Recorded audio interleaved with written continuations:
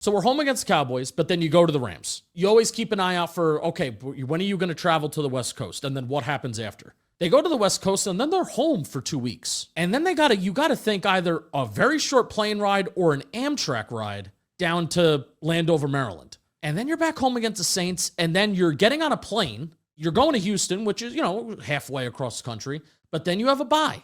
And then you're hopping on another Amtrak and you're going to Philly, and then you have 2 games home, and then you start getting to the cold weather months of November, December. You're traveling to Indy, but you're indoors. You're making the 49ers travel all the way east in November. At Seahawks is going to be tough. I would say that, like timing-wise, travel-wise, time of the calendar year, that's probably like the toughest matchup, right? But then you come home and you play a bad Browns team. They're going to be bad. Now we're in December for Christmas. At Lions, Dome.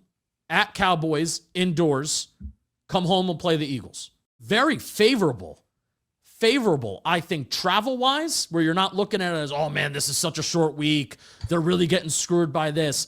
And then also weather-wise, the only time that they're really playing outdoors in like a bad environment would be their own stadium, and if you view Seattle as like this, this hard place to play, which it is.